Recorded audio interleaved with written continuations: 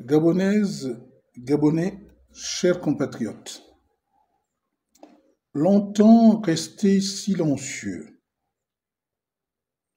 à observer la campagne pour les élections présidentielles qui vont intervenir dans 2 jours, je me mets à rêver, comme tous les Gabonais, comme vous tous, du choix de meilleurs dirigeants pour la postérité de notre pays.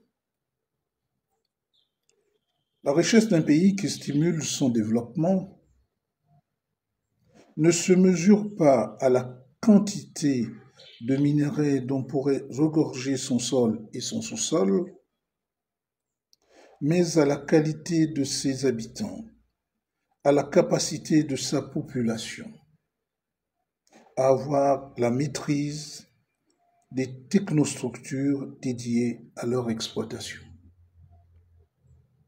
Il en va de même de la démocratie, qui dépend absolument de la qualité du corps électoral, dont les choix ne doivent pas être inspirés par le ventre, par les besoins du ventre, mais par un discernement sous-tendu par la liberté dont doit jouir chaque membre du corps électoral.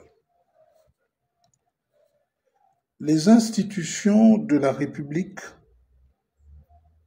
ayant ostracisé une partie du corps électoral, les tenants de cet acte d'épouvante ont inventé, voire renforcé, une abstention assumée par une constitution volontairement discriminatoire.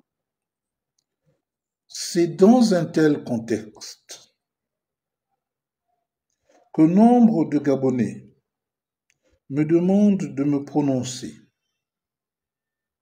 Je n'ai malheureusement pas d'indication à donner. Cependant, je m'autorise à dire tout haut qu'après avoir été exclu de mes droits civiques et politiques à l'occasion de ces élections présidentielles, voter signifierait pour moi me dédire et cautionner une telle infamie. Aussi, c'est tout naturellement que je vais m'abstenir, comme ceux nombreux qui vont manifester à l'occasion leur désamour de la politique. Je vous remercie.